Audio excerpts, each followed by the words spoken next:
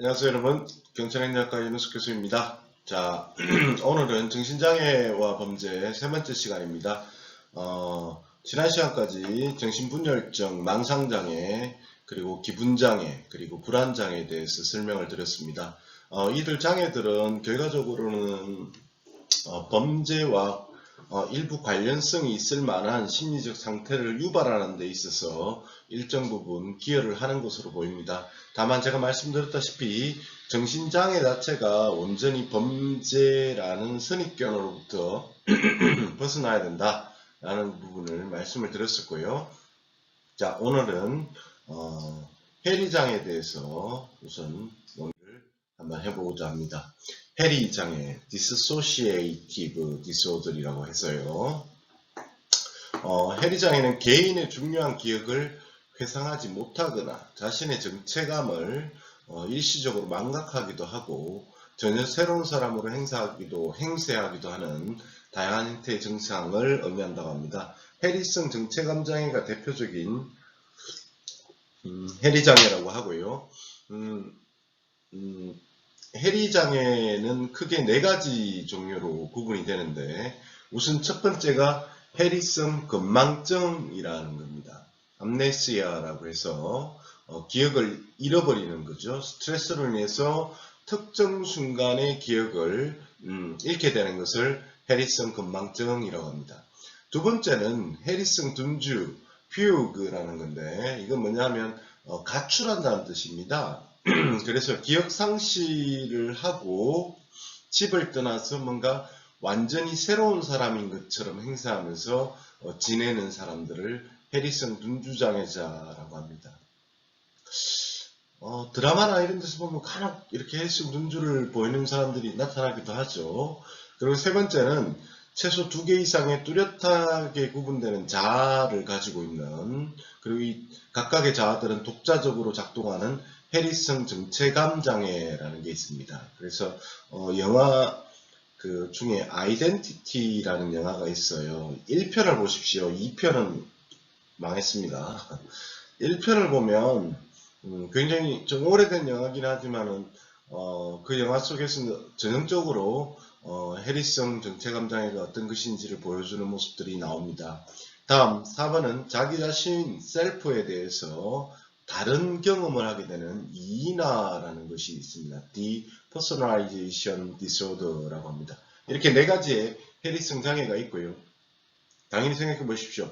해리슨 장애 앞부분 같은 경우에 우선 건망증은 그 순간의 기억을 잃어버렸기 때문에 당연히 행동 자체가 그 특정 기간 동안의 기억이 없으니까 그전 사람인 것처럼 행동을 하겠죠. 그러나 그 사건을 기억하고 있는 사람 입장에서 보면 정말 답답한 일이 되겠죠. 그죠? 그 사람은 분명히 그 일을 경험했음에도 불구하고 기억을 못하니까요.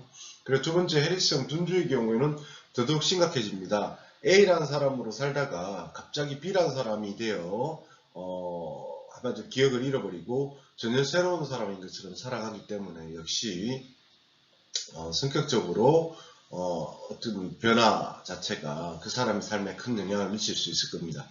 당연히 세 번째가 가장 이제 문제시 되는 것 중에 하나입니다. 바로 해리성 정체감 장애인데 평소엔 조용하고 굉장히 뭐 이렇게 예의 바르고 법을 잘 지키는 사람의 모습이었다가 갑자기 범죄적이고 폭력적이고 공격적인 형태를 띌 수 있는 그러한 자아감이 드러날 수 있다는 거죠. 그래서 해리성 정체감 장애 자체가 범죄와 관련성이 깊을 것이다라는 이런 우려, 두려움, 선입견들이 기존에 많이 존재했다는 거죠.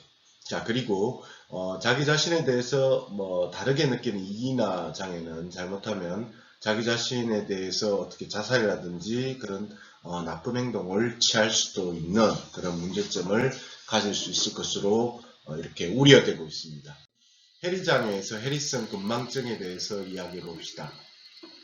통상적으로 우리가 건망증, 기억을 못하는 것을 가져오게 되는 이유는 거의 대부분 다 굉장히 큰 스트레스와 같은 어떤 외상적 경험을 겪었을 경우에 그 순간의 기억이 굉장히 힘이 들거나 아니면 괴롭거나 또 고통스럽기 때문에 자기 스스로 어떤 자기 방어 기제로서 이것을 없애고자 하는 노력을 하게 됩니다. 특히 간혹 보면 우리가 해리슨 건망증을 느끼는 대표적인 일상적인 애 중에 하나가 바로 술 마시고 필름 끊긴다고 하는 거 있죠. 그죠?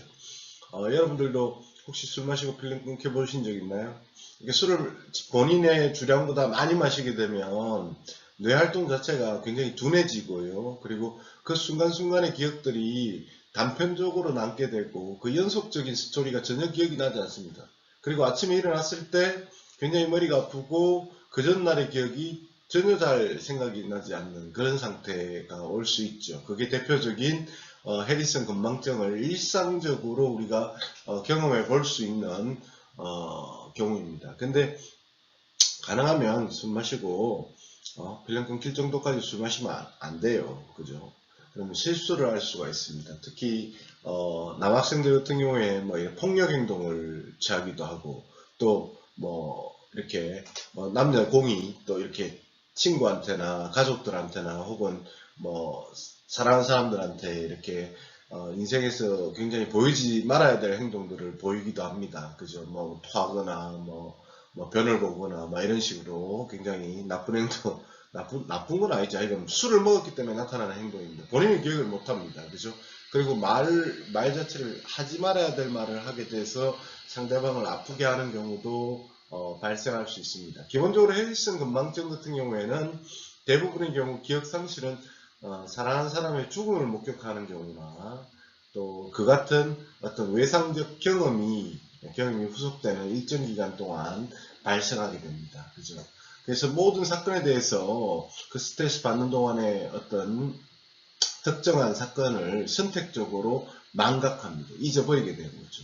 그래서 외상적 경험 후에 현재까지 망각이 연속되지만 자신의 삶 전부를 망각하는 일은 드물다고 합니다. 그래서 우리가 간혹 보면 아까 해리슨 둔주처럼 아예 완전히 과거의 기억을 잊고 새로운 사람인 것처럼 사는 게 아니라 특정 기간, 하루, 일주일, 그 사건이 있었던 어떤 기간 동안의 어떤 스트레스 상황을 잊고자 한다는 겁니다.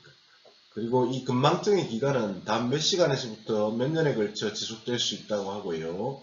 건망증은 순간적으로 사라지는 경우가 많고 금방 회복돼서 이렇게 다시 기억을 해낼 수 있습니다. 다만 재발 가능성 자체는 낮은 것으로 파악이 된다고 합니다. 주로 해리슨 건망증은 물질 압력이 인해서 발생할 수 있고요. 아까 제가 말씀드린 술 뭐 이런 것들이죠. 또 약물도 역시 해리슨 건망증을 유발시키는데 대표적인 게 향정신성 의약품이라고 불리는 것들, 정신장애를 치료하기 위해서 마약 성분이든 약물들을 많이 이렇게 처방을 하게 되거든요. 그런 경우라든지 혹은 진통제 중에서도 이렇게 마약성 물질이 포함이 된 것들이 있습니다. 그래서 이렇게 내가 마약 성분이든 진통제를 많이 맞았을 경우에 그 기간 동안을 잊어먹게 되죠. 많은 경우 보면 또 수술이나 이런 큰 이렇게 수술을 받게 되면 굉장히 고통스럽잖아요, 사람이. 그래서 그 고통스러운 기간 동안에 내가 어떻게 수술 받은지도 잘 모르고 어떻게 깨어난지도 잘 모르는 뭐 그런 현상들을 겪게 됩니다. 결과적으로 이거는 외상적인 사고로 인해서 두뇌 손상이 원인이 되기도 한다고 합니다. 예를 들어 교통사고를 크게 당한다든지 아니면 떨어지게 됨으로써 이렇게 두뇌에 충격이 오는 거죠. 쾅 충격이 와서 우리 기억을 관장하는 어떤 부위가 이렇게 충격으로 인해서 순간적으로 기억을 떠올리거나 기억해내는데 어려움을 겪기 때문에 해리슨 건망증을 가진다고 할 수 있겠습니다. 다행스러운 건 해리슨 건망증은 금방 다시 회복되는 경우가 많기 때문에, 그죠? 향후에 이제 추가적으로 그런 유사한 사건이나 혹은 지속적인 술이나 마약 등과 같은 약물 등과 같은 것들을 지속적으로 이렇게 복용하지 않는 이상 그것이 다시 재발될 가능성은 낮을 것이라고 보고 있습니다. 자, 두 번째는 해리슨 건망증의 증상입니다. 자, 해리슨 건망증의 증상으로 이제 나타나는 게 결과적으로는 아까 말씀드린 해리슨 둔주라는 것과 미나 과정인데 증상 중에서 좀 심각한 증상이 감정이 해리슨 둔주입니다. 해리슨 둔주는 해리슨 근망증의 한 종류로서 광범위하게 기억 상실 증상을 보입니다. 그러니까 일반적인 해리슨 근망증은 단편적인 기억이 잊어먹게 된다면 해리슨 둔주는 그 망각 상태가 심각해서 갑자기 가정 및 직장을 떠나고 전혀 새로운 사람인 것처럼 행세하는 등의 특징을 가진다고 하고요. 때때로 전혀 새로운 다른 사람이 되어서 뭐 새로운 이름, 새로운 가정, 새로운 직장을 가지고 심지어 새로운 성격적 특성도 갖기도 한다고 합니다. 굉장히 오래전에 드라마인데 환상적 커플인가 한혜슬 씨가 주연했던 그 드라마가 있었어요. 굉장히 오래전 드라마입니다. 그냥 이렇게 혹시 구글 유튜브나 이런 데서 전체 그냥 스토리 내용을 보시면 굉장히 까칠하고 민감한 여성이었던 어떤 그 재벌가의 손녀딸이 결혼을 했는데 무슨 사고로 인해서 기억을 완전히 잃어요. 그래서 전혀 새로운 사람인 것처럼 살아갑니다. 새로운 이름도 가지게 되고 새로운 가정과 새로운 직장을 가지게 됩니다. 그러다 나중에 이제 기억을 떠올리게 되죠. 기억을 떠올리게 됩니다. 그죠?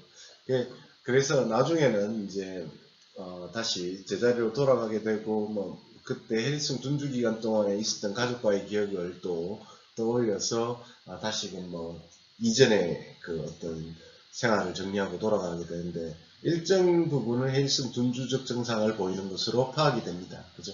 둔주 기간은 굉장히 다양하다고 합니다. 거의 회복되는 것으로 파악되며 둔주 기간 동안에 일어났던 일을 희생하지 못하는 경우도 많다고 합니다. 그러니까 이게 참 아이러니하잖니. A라는 사람이었어. 근데 기억을 잃어가지고 B라는 사람으로 살았어. 근데 회복이 되니까 다시 A가 된 거잖아.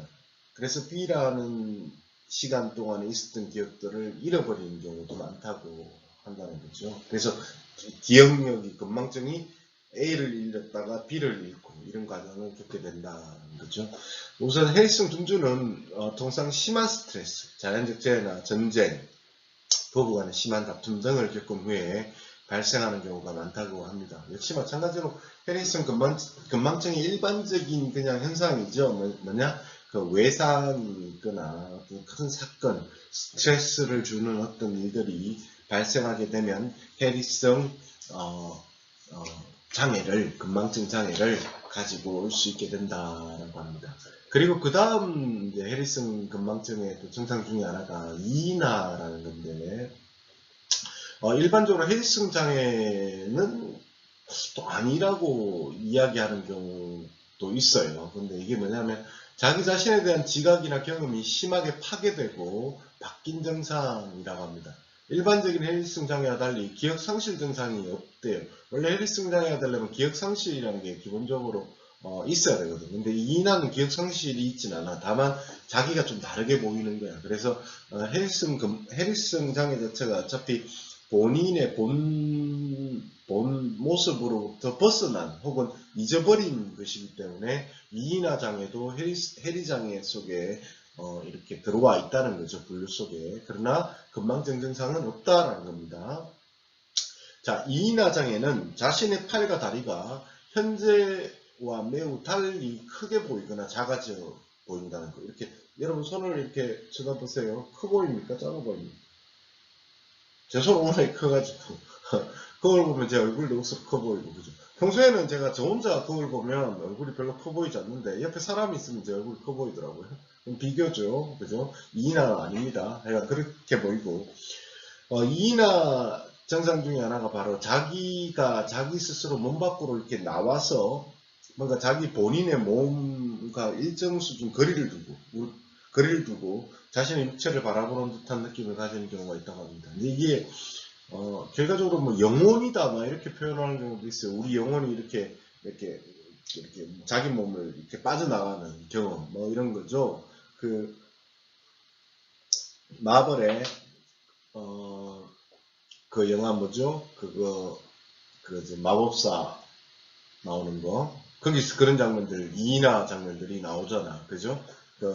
그런 거랑 비슷한 겁니다. 또한 자기 자신이 기계나 로봇처럼 인식되기도 하고 현실감이 상실되는 세계에서 움직이고 있는 것처럼 느껴지기도 한다고 합니다. 그러니까 본인이 스스로 느끼는 어떤 감각이나 촉각이나 어떤 그런 것들을 잘 못 느낀다라는 거죠. 결과적으로는. 그래서 해리장애 중에서 해리슨 건망증과 관련된 이제 증상들은 결과적으로 단순한 이렇게 단기간에 기억 상실 증상, 그리고 해리슨 둔주를 통한 이전의 자기 자신을 완전히 잊고 새로운 사람인 것처럼 행동하는 증상, 그리고 기억 상실은 없지만 본인 스스로가 본인이 아닌 것처럼 보이고 본인을 제3자적으로 바라보다 보는 이인화 과정을 겪는 것이 대표적인 해리장애에서 해리슨 건망증이다라는 것이고, 이 원인은 거의 대부분 심각한 스트레스가 원인이 되고,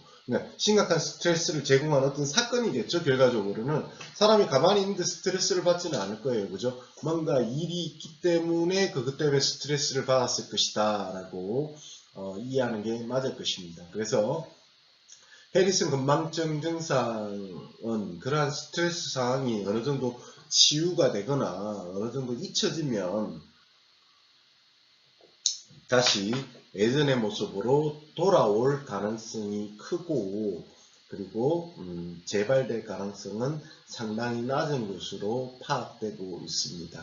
자, 그리고 해리장애의 핵심이라고 할 수 있는 해리성 정체 장애, Dissociative Identity Disorder라고 해서, 아이덴티티가 정체성이잖아요. 본인의 정체성. 자, 프로이트의 정신분석학에 기초할 때 인간의 이드와 에고, 슈퍼에고라는 어떤 기본적인 인간의 뭐랄까 마음의 어떤 구조를 가지고 있죠. 마음의 구조를 가지고 있고, 그 마음을 구성하는 요소로서 이드, 에고, 슈퍼에고가 있고, 의식, 전의식, 무의식이라는 게 있다고 말씀드렸습니다. 그죠? 근데 이게 에고, 이드, 슈퍼에고가 하나라, 하나의 자아로서 이렇게 존재하는 거죠. 근데 해리성 정체장애는 이러한 자아감이 최소 2개 이상인 경우 해리성 정체장애라고 부릅니다. 그래서 예전에는 멀티 아이덴티티 디스오더라 해서 다중인격장애, 다중성격장애라고 불리기도 했었습니다. 필수적인 특징은 한 명의 사람 몸 안에 순환적으로 행동을 통제하는 2개 또는 그 이상으로 구별되는 성격이 존재한다. 그러니까 우리는 몸이 하나죠, 지금. 그죠? 제 몸은 하나입니다. 근데 제 몸 속에 나를 통제할 수 있는 2개 혹은 그 이상의 어떤 성격적 특성이, 존재가 순환적으로 이렇게 돌아가면서 순환적으로, 그러니까 A라는 존재와 B라는 존재와 C라는 존재가 내 몸속에 들어있는 거예요. 그래서 어떨 때는 A라는 존재가 나오고, 어떨 때는 B라는 존재가 나오고, 어떨 때는 C라는 존재가 나옵니다. 그리고 이 A, B, C가 통제하는 그 순간에는 오직 그 자아만이 내 몸을 통제하고 있어요. 그래서 적어도 2개의 성격들이 개인 행동을 완전히 통제하게 되는데, 자, 원래 자아를 나라고 생각해 봅시다. 나가 있고, 그 다음에 제2의 자아, 새로운 자아, 그죠? 다중자아가 있어요. 근데 제2의 자아는 존재감, 사고방식 및 행동방식이 각기 다른 자아 상태로 각기 독자적으로 존재한다. 그러니까 전혀 다른 사람이 있다는 거죠. 우리 몸속에. 각기 다른 시간에 출현하고 환자를 통제하게 된다. 결과적으로 해리슨 정체 장애를 이제 병으로 보면 환자죠. 내 몸을 가진 사람의 어떤 행동을 통제하게 된다고 하죠. 그러니까 이거는 참 황당한 일이죠, 그죠? 근데 이 자아는 성별이 똑같을 필요도 없고, 나이가 똑같을 필요도 없고, 성격이 똑같을 필요도 없죠. 완전히 다른 사람이 될 수 있는 거예요. 할아버지가 되기도 하고, 할머니가 되기도 하고, 어린애가 되기도 하고, 지금 현재 성인의 몸이라면 남자 성인일 수도 있고, 여자 성인일 수도 있고, 그런 식으로. 또 성격적 특성도 굉장히 여성스러울 수도 있고, 남성스러울 수도 있고, 공격적일 수도 있고, 굉장히 소심할 수도 있고, 이런 특성을 보입니다. 통상 개별적인 자아는 서로의 존재를 서로가 모른대요. 그러니까 서로가 서로를 만날 일이 없죠. 왜냐하면 A라는 자아가 존재할 때는 A만 있고 B는 숨어 있고, 또 B라는 자아가 존재할 때는 B가 드러나고 A는 내려가 버리기 때문에 그렇다는 겁니다. 제2의 자아는 지속성을 가지고 생활에 상당히 지장을 줄 정도로 영향을 미칠 때 우리가 해리성 정체 장애로 본다라고 합니다. 최근에 인기 있었던 영화 및 책 중에 하나가 82년생 김지영이었습니까? 그 소설책을 기반으로 했던 영화가 있었죠. 한국 사회의 가부장적인 가족 제도에 대해서 비판을 하면서 여성이 얼마나 이렇게 삶을 살아가는 게 힘든가, 그 속에서 얼마나 고통받는가, 이런 것들을 이제 이렇게 조명했던 내용이에요. 거기서 보면 거기에서 82년생 김지영 역할을 했던 그 배우가 30대의 엄마죠. 아이를 키우는 엄마죠. 직장을 다니다가 아이를 돌볼 사람이 없어서 어쩔 수 없이 본인의 직업을 중단을 하고 아이를 키우다가 너무 힘들었던 거죠. 그래서 심리적으로 너무 힘드니까 거기서 본인의 외할머니의 어떤 그 기억이겠죠. 결과적으로는 그게 떠올라서 그 자아가 이렇게 가족들이 시댁 식구들이 모인 자리에서 혹은 다른 가족들이 모인 자리에서 친정 식구들이 모인 자리에서 이렇게 드러나는 모습을 보여주는 것을 이렇게 연기했던 게 있었죠. 거기서 전형적으로 본인은 기억을 못해요. 그죠? 본인은 할머니 그 기억이 있다는 걸 기억한다는 거죠. 바로 그게 대표적인 예라고 할 수 있겠습니다. 그래서 본래 자와 제2의 자는 개별적으로 성격이 많이 다르고 서로 정반대의 모습을 보이기도 한다고 합니다. 그래서 사실 이 정반대의 모습 자체가 사실은 좀 힘든 것 같아. 왜냐하면 결과적으로는 폭력적이거나 공격적이거나 범죄적인 성향을 이 정반대에 있는 정체감 자체가 드러낼 수 있기 때문이겠죠. 그죠? 행동적인 특징은 다를 수 있는데, 예를 들어, 원래 오른손잡이였던 사람이 왼손잡이가 되기도 하고, 당연히 그럴 수 있죠. 그죠? 되기도 하고, 안경을 원래 쓰던 사람이 안경이 더 이상 필요 없는 상태가 되기도 하고, 여러분들, 그런 거 알아요? 무슨 책이지? 그 책, 시크릿인가? 그 책에 나왔나? 시크릿에서 본 것 같다. 우리가 안경을 쓰잖아요. 안경을 쓰는 이유가 눈이 나쁘다고 우리 스스로가 우리가 믿기 때문에 안경을 쓰잖아요. 실제 물리적으로 눈이 나쁘기 때문에 안경을 쓰는 건데, 본인 스스로 내 시력은 정상이다. 내 시력은 정상이다라는 자기 체면을 걸면, 그게 만약에 성공을 하면 안경을 안 써도 된대요. 그래서 사물이 다 보인대요. 신기하지 않아요? 근데 그거는 실제 그 자기 체면을 통해서 그런 시력이 좋아지는 경험들이 존재한대요. 그죠? 참 특이한 경험이죠. 그래서 이제 그게 바로 왜 사람들이 그렇잖아. 손이 이렇게 잘린 사람들이 만약에 팔다리가 잘린 사람이 장애를 가진 사람이 어수와 어족을 끼었을 때 이 어수와 어족을 이렇게 조정하게 되잖아. 근데 이 조정하는 걸 정말 자유자재로 하시는 분들이 있거든요. 그런 분들은 본인의 손이 아닌 걸 알죠. 알지만 어느 순간 이게 본인의 손인 것처럼 믿고 그렇게 연습을 하고 행동을 하니까 이게 원래 손만큼 자연스럽게 움직일 수 있는 그런 능력이 길러진 것처럼 그런 거와도 좀 관련이 되지 않을까 싶긴 한데, 하여간 해리성 정체장애는 전혀 다른 자아들이 존재하기 때문에 눈이 좋은, 눈이 나쁜 자, 그리고 왼손잡이, 오른손잡이 자, 또 알레르기 반응도 A라는 자아는 전혀 알러지가 없었는데 B라는 자아는 예를 들어 각각류 알러지가 있다든지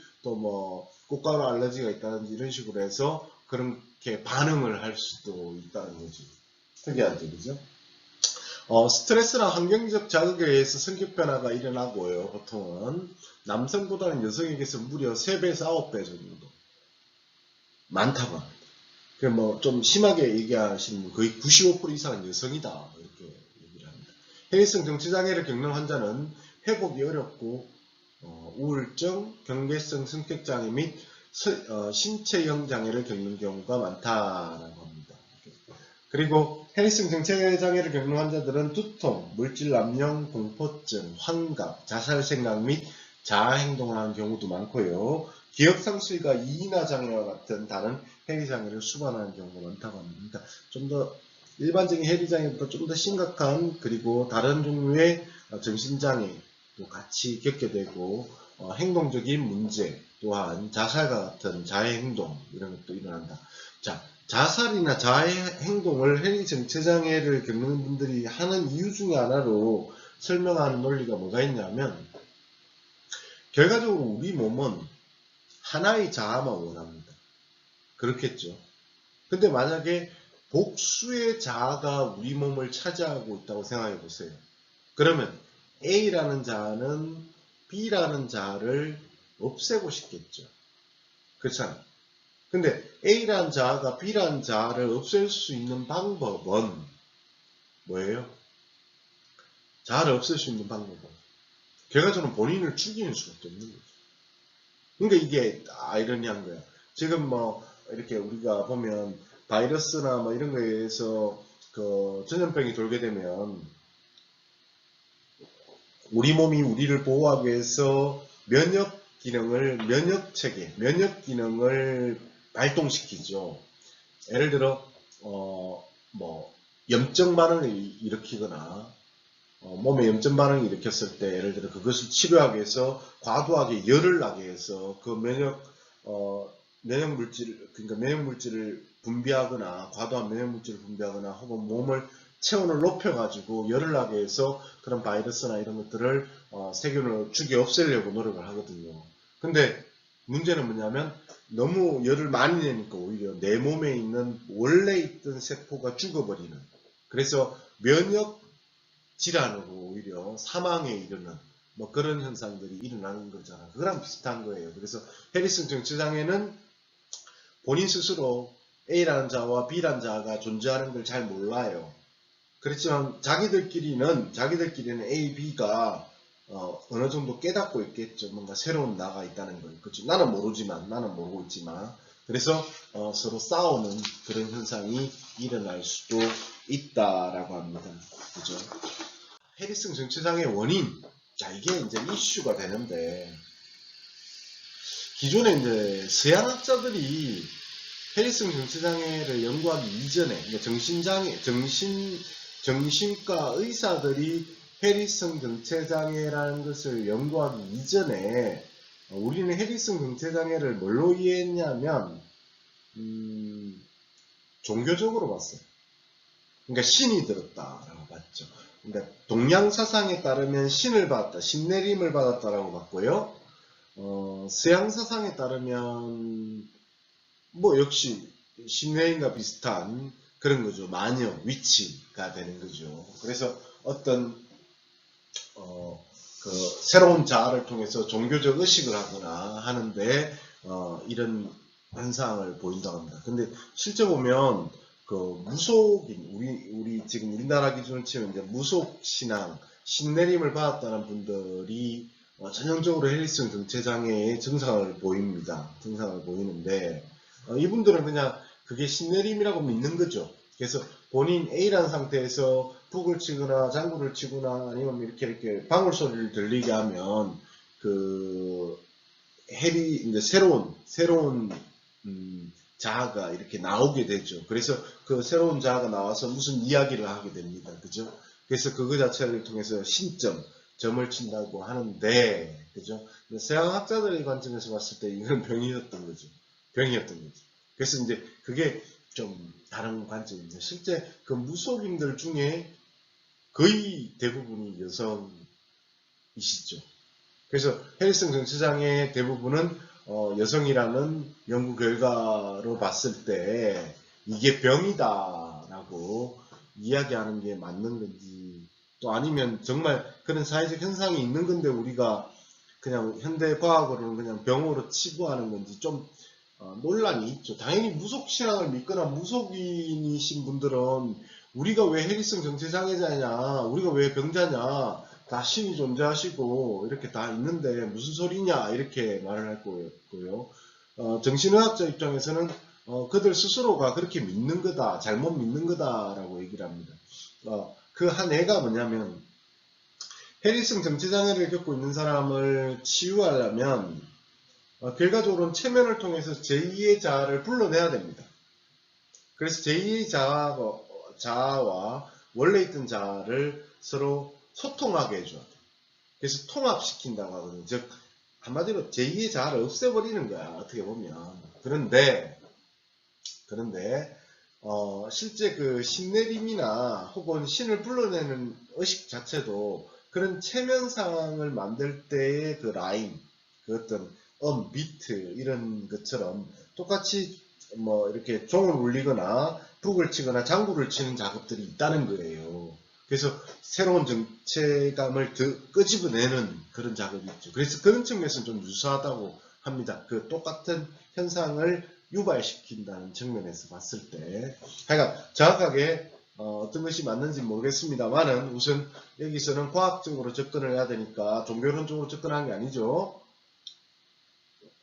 그래서 해리성 정체장애는 질환의 측면에서 바라다보고 우선 정신장애의 한 일종으로서 바라다보고 살펴봐야 된다라고 말하는 게 맞을 것 같습니다. 우선 해리성 정체장애의 원인으로 지목되는 것은 일반적으로 심각한 해리장애와 마찬가지로 심각한 스트레스가 원인이 된다고 합니다. 그죠? 그 신병 나시는 분들이 보면 신내림을 받기 전에 굉장히 많이 아팠다는 얘기를 해. 신병을 앓았다는 얘기를 하거든. 고통스러운 순간들이 많이 있다. 병에 걸렸다. 그 결과적으로 스트레스 기간이 있었다는 거죠. 그죠? 근데 이제 해리성 정체장애와 관련해서 기존의 연구자들이 이렇게 연구를 쪼개봤더니 특히 해리성 정체장애자의 경우에는 특히 아동기에 신체적으로 성적으로 학대를 받은 경험이 좀 많대요. 비율적으로 봤을 때. 그래서 해리성 정체장애 환자를 치료한 전문가들을 대상으로 조사한 결과 환자들의 80% 정도가 아동기의 신체적 학대를 받았다더라. 그리고 70% 정도는 근친 간의 상간을 당했다더라. 그러니까 성폭력 범죄를 당했다더라라는 1983년도 연구 결과가 있습니다. 그래서 뭐 이후에 더 추가적인 연구들이 계속적으로 어떤 그런 과거의 어떤 학대나 성적 어떤 학대나 이런 경험들이 있었다는 것을 이야기해주고 있어요. 그리고 해리성 정체장애 발생하는 원리와 관련해서 극도로 괴로운 스트레스 상황에서 자기 스스로 자기 체면을 통해 새로운 정체성이 형성된다는 설명이 있습니다. 그 영화 중에 그거 뭐지? 영화 이름이 영화 제목 기억이 안 난다. 무슨 후이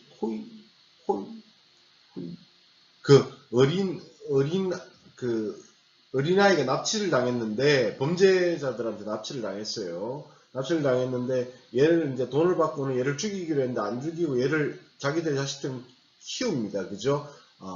괴물을 만난 아이 그거 있잖아. 그지? 그러니까 그 영화에 보면 그 아이가 계속 이렇게 고통과 공포감을 느끼게 되는데 어느 순간 괴물을 직접 접하고 괴물을 이겨내는 장면이 나옵니다. 그러니까 본인 내면에 있는 두려움을 극복하는 장면이죠. 그러니까 어린 시절에 막 굉장히 큰 스트레스나 이렇게 그런 걸 경험하게 되면 사람들이 그 스트레스 상황에서 억압받아 있다는 거죠. 근데 자기 스스로 그 고통스러우니까 그걸 그 일이 없었던 것처럼 기억을 상실해버리는 거는 해리성 이제 건망증이 될 거고 오히려 그걸 그 고통으로부터 완전히 벗어나고 싶어서 새로운 자아를 만드는 작업을 하는 게 해리성 정체장애가 된다라고 설명한다는 거죠. 한마디로. 그래서 아동기의 성적, 신체적 학대 경험을 대처하기 위해서 자기의 방어기제로서 자기 체면을 사용한다는 연구 결과도 볼 수 있습니다. 그죠? 자기 체면, 그죠? 자기 스스로 본인이 새로운 사람이다라고 만든다는 거죠. 실제 해리슨 정체 장애를 겪고 있는 환자들을 대상으로 스탠퍼드 대학에서 피암시성 척도 검사란 걸 이제 스탠퍼드대 피암시성 척도 검사란 걸 이제 해봤어요. 그 피암시성 척도 검사는 뭐냐면 얼마나 사람들이 그 체면에 잘 걸리느냐 거든요. 지난번에 우리가 그런 얘기 했었잖아요. 체면 수사 얘기하면서 체면에 잘 걸리는 사람들이 있더라. 그리고 체면에 잘 걸리는 사람들은 본인 스스로가 그 체면 상황에서 했던 말이나 그 떠올렸던 기억을 사실로 믿는 경향이 있다라는 얘기를 제가 예전에 수업 시간에 했잖아요. 그거랑 똑같은 결과입니다. 그 해리슨 정체장애를 겪는 사람들은 피암시성 점수가 훨씬 높아서 이들이 체면에 잘 걸리는 능력을 가지고 있다. 어떻게 보면 왜 신내림을 잘 받는 사람들이 있대요. 아무리 신내림 받으려고 노력해도 대나무를 세우고 저기 산꼭대기 올라가서 기도를 해도 신내림 못 받는 사람이 있는 반면에 오히려 뭐 간지 하루 만에 신내림 받아서 내려오는 사람도 있거든요. 산에. 그죠? 그래서 오히려 무속인들은 그런 사람들을 막 신기가 있다. 우리가 말하는 신기가 있다. 라고 표현하는데 이게 어떻게 보면 저 스탠퍼드 대학에서 만든 피암시성 척도상으로 봤을 때 바로 체면에 잘 걸리는 능력을 가지고 있는 거 아닌가라고 이야기를 하기도 한답니다. 또한 유사하게도 외상후 건망증 증상을 보이는 사람 역시 체면에 보다 더 잘 걸리더라. 그러니까 어떻게 보면 그 정신적 장애를 겪는 사람들이 정신적 장애를 겪을 만한 어떤 감수성이 있다는 거죠. 그래서 해리슨 정체 장애를 겪는 사람들은 해리슨 정체 장애를 일반인들도 왜 어릴 때 학대를 받을 수 있잖아요. 그렇다고 해서 전부 다 이렇게 해리슨 정체 장애를 겪는 건 아니잖아. 그런데 해리슨 정체 장애로까지 가시는 분들은 뭐다? 그런 자기 체면 요법을 많이 쓰고 체면에 잘 걸리는 어떤 성향을 보인다라고 이해하는 게 맞지 않겠는가 싶습니다. 그리고 해리슨 정체장애는 이제 어떻게 치료할래? 치료해야 될 거 아니에요. 그죠? 근데 잘 치료가 안 된다고 얘기했죠. 그죠? 잘 치료가 안 된다고 얘기했습니다. 자, 해리슨 정체장애의 치료는 결과적으로는 뭐라고 말씀드렸습니까? 네. 2개, 3개, 4개 이상의 그 어떤 다양한 정체감을 하나로 통합을 시켜야 되겠죠. 제일 좋은 거는 원래 있던 자아로 통합시키는 게 제일 좋을 겁니다. 그죠? 그래서 그걸 하나로 통합시켜야 될 거예요. 근데 당연히 생각해봐. 원래 자아가 너무 힘들어서 자기 체면을 통해서 새로운 자아를 만들었는데, 그죠? 그 자아를 없애려고 하면 그게 쉽겠어요? 어려울 거 아니야. 굉장히 어렵겠죠. 그래서 심리치료를 하시는 분들도 특히 체면치료 요법을 통해서 많이 해리슨 정체장애를 치료하려고 노력을 한다고 합니다. 그 절에 가면 귀신을 쫓는 신내림을 받은 사람들을 그 신을 떼는 의식 같은 게 있어요. 그죠? 무속적이죠, 역시. 무속인들도 그런 걸 합니다. 이제 신을 다시 하늘로 올려 보내는 의식, 뭐 이런 게 있어요. 그래서 원래 내려오던 신이 사라지는 의식이 있거든요. 그래서 막 그 상황이 되면, 무속에서는 뭐, 무속 신앙에서는 그런 상황들을 이렇게 그린 영화나 이렇게 드라마나 어떤 내용들을 보면 막 그 의식 쪽으로 거기서 북치고 장구치고 신을 불러낸 다음에 신과 헤어지는 장면들을 막 그려냅니다. 그래서 신을 떠나보내는 거죠. 그죠? 그렇게 함으로써 뭐 꽃가마를 타고 뭐 하늘로 올라간다 이러면서 막 울고 막 이러는 장면. 그러니까 보내는 장면. 서로가 뭔가 화합하고 서로가 이렇게 뭔가 떠남을 이별을 구하고 하는 의식을 한다는 거죠. 근데 실제 해리슨 정체장애를 치료하는 방법도 그거랑 굉장히 유사해요. 보시면 해리슨 정체장애는 프로이트의 정신분석학에 기초해서 하는 치료가 가장 선호된다고 하는데요. 기본적으로 심한 스트레스나 사건에 의해서 억압된 어떤 자아, 원래 자아, 그거 자체가 어떤 자기 체면에 의해서 새롭게 등장한 새로운 자 자체를 이렇게 만들어내게 되는데, 분리되게 되는데, 자신의 생활 사건 중 많은 부분을 억압했기 때문에 기억을 못하는 것으로 이제 이해가 되고, 자, 이 상황에서 치료법으로 첫 번째가 처치 목적은 여러 개의 성격을 한 개로 통합합니다. 그죠? 여러 개의 성격을 통합합니다. 하나라는 표현을 제가 안 썼지만 통합이란 말이 결과적으로 한 개로 만든다는 거죠. 이게 어떤 성격이 주요한지는 명확하진 않지만 기본적으로는 원래 있던 성격이겠죠. 근데 각각의 제2의 자아에게 자기가 한 개인의 일부라는 것을 이해시킨다. 예를 들어 자아가 두 번째 자아, 세 번째 자아, 네 번째 자아가 있다고 칩시다. 나는 원래 있던 자아예요. 그 각각의 자아들에게 얘야, 너는 원래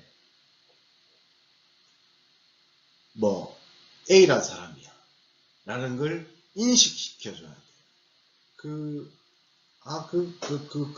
누구지? 동백이에서 주연 맡았던 그 주인공, 그분이 나왔던 영화, 최근에 개봉했던 영화인데 갑자기 제목이 기억이 안 납니다. 살인범인데 본인 스스로가 살인범인 걸 기억을 못해. 오히려 그 집에 죽은 동생으로 착각하고 사는 그런 영화였는데, 거기서 보면 어느 순간 본인의 모습이 20대 이제 대학을 준비하는 고등학생, 그죠? 재수생 모습이라고 믿고 사는데, 알고 봤더니 그는 40대가 이제 나이가 든 40대가 넘은 이제 아저씨가 되어 있었던 거죠. 그게 이제 결과적으로 본인 피해자 가족들이 복수를 하기 위한 그런 거였는데, 그게 이제 어떻게 보면 본인이 본인 스스로가 내가 나라는 걸 알아야 된다는 거죠. 알아야 된다. 이게 두 번째고요.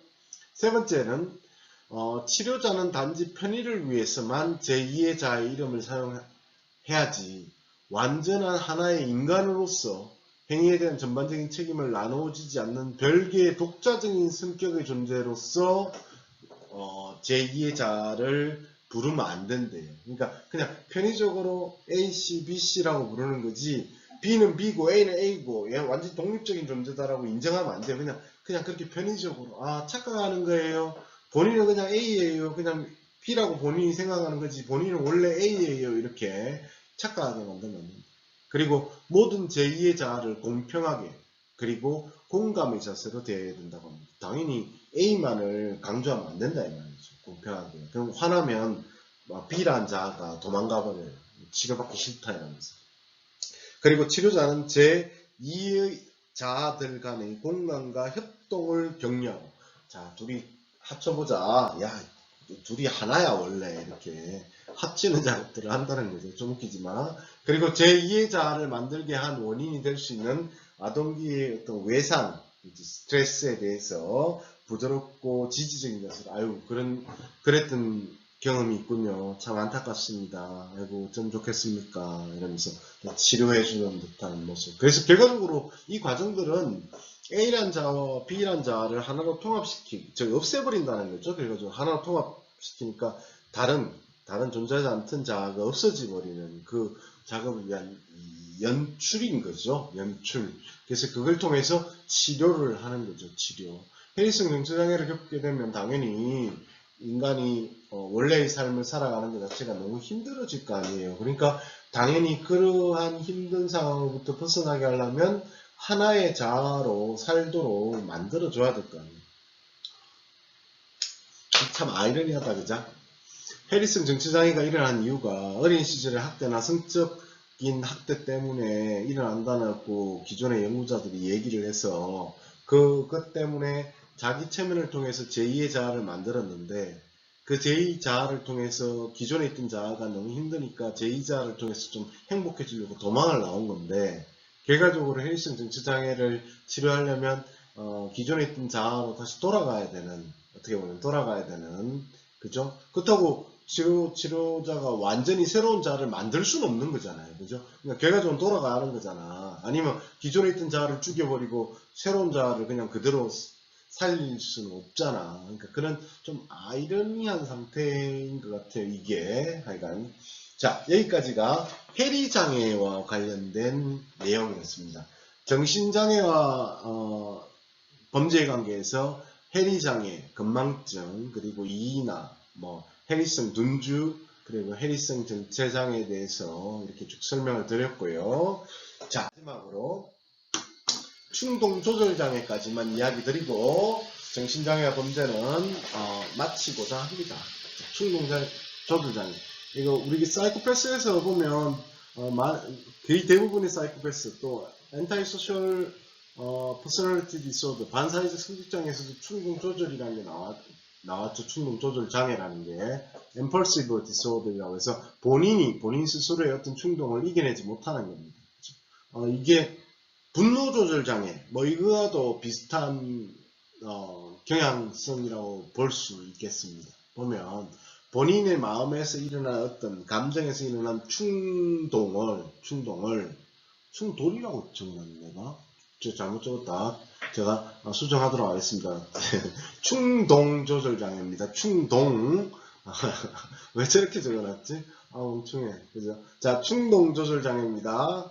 이렇게 제 강의 자료를 보시면서 제가 철저 틀리기도 하고 하는 거는 제가 만들면서 이렇게 만들다 보니까 틀릴 수 있으니까 여러분들이 발견하면 교수님 몇 페이지에 철저 틀렸습니다 이런 거 좀 알려주세요. 괜히 충돌 조절장애 윤 교수님이 그렇게 적었으니까 윤 교수님이 잘못한 거니까 나는 이대로 공부한다 이렇게 수동적으로 공부하지 마시고 교수님이 잘못 적으셨네, 에이 띄어쓰기 못했네, 철저 틀렸네 이렇게 좀 지적해 주시기 바랍니다. 저도 막 페이지가 여러분도 보셨겠지만 매 할 때마다 20페이지씩 이렇게 하다 보면 주제가 10개 20개 되면 200페이지 300페이지 되잖아요. 그러면 그걸 일일이 다 제 눈에는 잘 안 들어오는 거야. 그러니까 아무리 이렇게 제가 점검하고 또 점검해도 그걸 이해해 주시고 하여간 충동조절 장애는 충동의 조절에 장애가 발생한 것을 말하는데요. 충동적 행동을 통해 긴장을 해소시키고자 하는 경향이 있다고 합니다.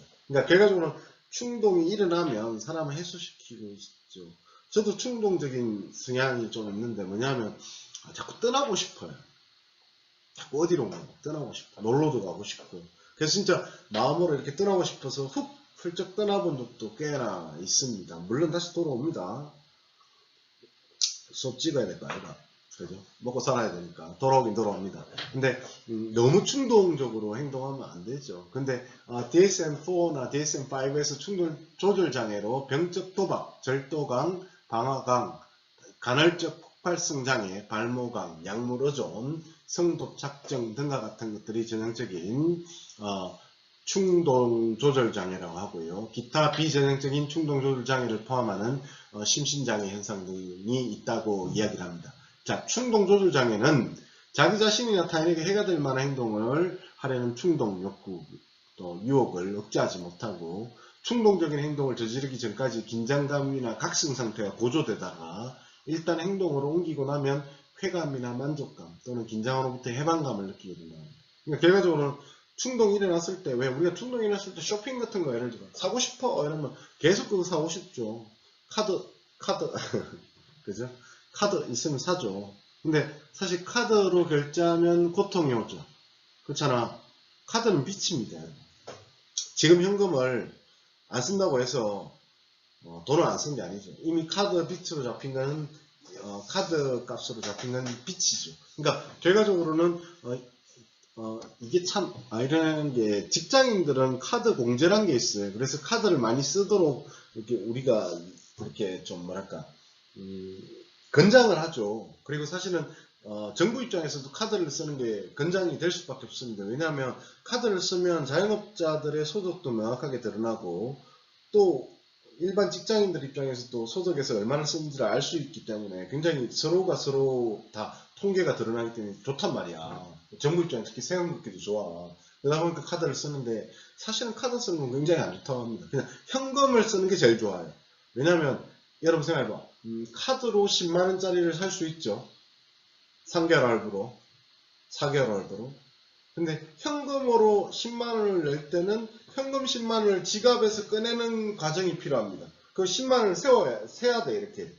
그러면 이 돈 낼 때 이 쉽지 않아.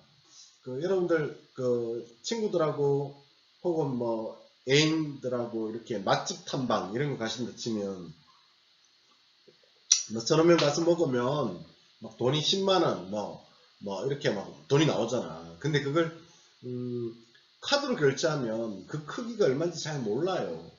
근데 실제 그걸 현금으로 생각해봐. 예를 들어 1,000원짜리로 낸다고 생각해봐. 1,000원짜리로 5만 원이다. 그럼 만 원짜리 아니 5만 원짜리 한 장이 아니고 1,000원짜리로 낸다고 생각해. 5만 원짜리 먹겠나?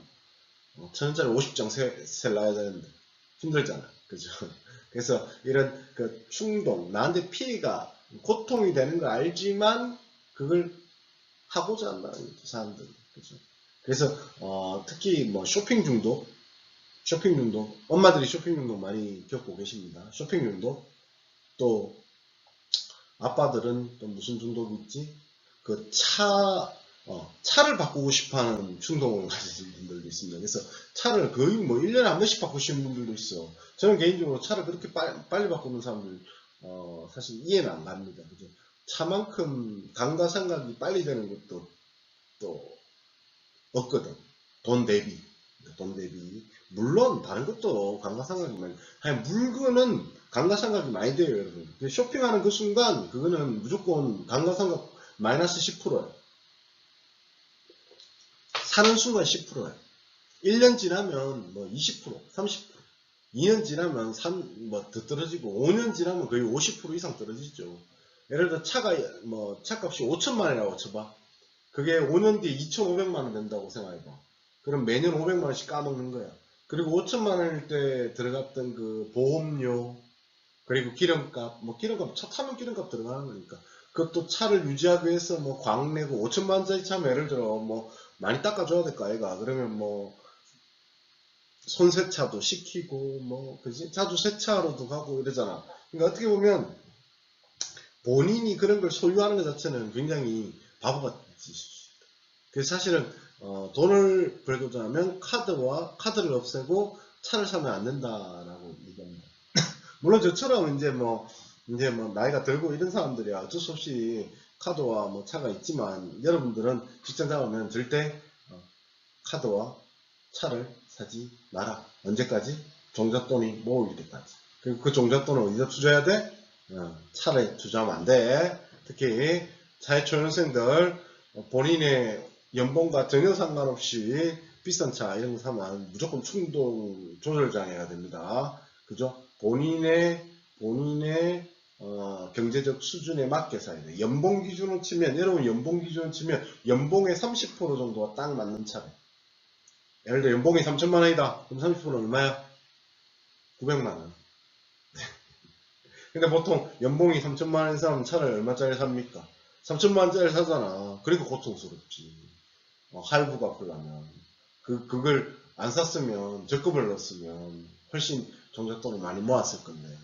갑자기 충동 조절장애에서 딴 얘기라고 앉아있네요. 자, 그러니까 충동 조절이 안 되는 사람들은 인간의 욕구, 그런 충동을 충동적인 욕구를 이렇게 충족시키기 위해서 도박이라든지 절도라든지 성범죄라든지 약물 사용 등과 같은 욕구 충족에 적합한 범죄를 보도할 가능성이 크다고 합니다.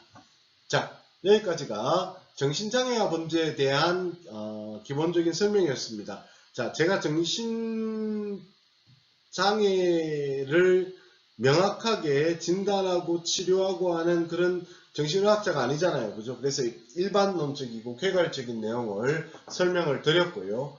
저는 개인적으로 정신장애자는 일반인에 비해서 범죄를 더 많이 한다는 선입견을 저는 약간 거부시합니다. 그래서 정신장애와 범죄, 이 주제 자체도 사실은 저는 그런 선입견을 좀 깨고 싶은 거지, 이게 정신장애자가 정신질환을 가지고 있다고 해서 더 많이 범죄를 저지른다고 저는 믿고 싶지는 않습니다. 다만 몇몇 정신장애는 범죄와 연관이 될 수 있을 만한 어떤 성격적 특성들, 징후를, 정상을 보이는 위험성이 일부 있지만 그거 자체가 결과론적으로 범죄를 유발한다 라고 단정 짓지는 않는다. 자, 요 점 유의해 들어주시기 바라고, 장시간 정신장애와 범죄 강의를 들어주셔서 고맙습니다. 자, 윤호석 교수였습니다. 감사합니다.